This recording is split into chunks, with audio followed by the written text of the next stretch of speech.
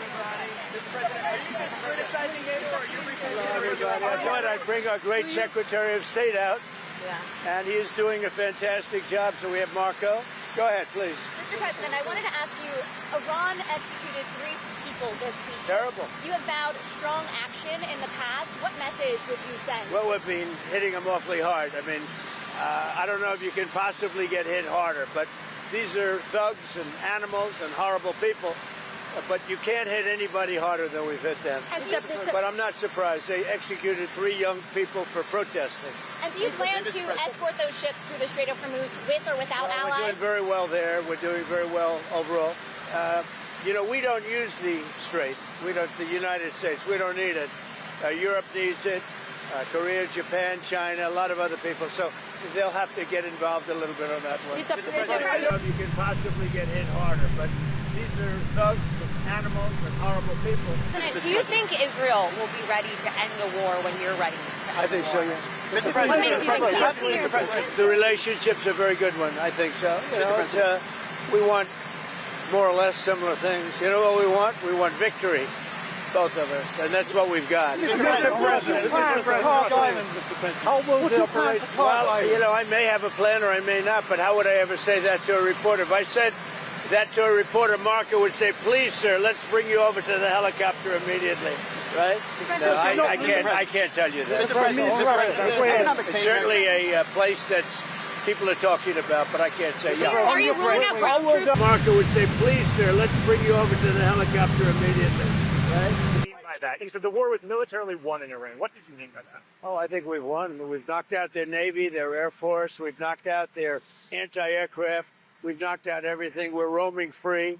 From a military standpoint, all they're doing is clogging up the strait. But from a military standpoint, they're finished. So how much longer does the American people expect this? You said opening the Strait of Hormuz is a simple military maneuver. Very simple. Yeah, but what did you mean by that? It's a simple military maneuver. It's relatively safe, but you need a lot of help in the sense of you need ships, you need volume. And NATO could help us, but they so far haven't had the courage to do so. And others could help us. But, you know, we don't use it. You know, at a certain point, it'll open itself at a certain point. But we've defeated the enemy, and they are an enemy. They're a sick group of people. The leadership is gone. The Navy is gone. The Air Force is gone. The anti-aircraft equipment that they have, the radar they have, is all gone. Everything's gone.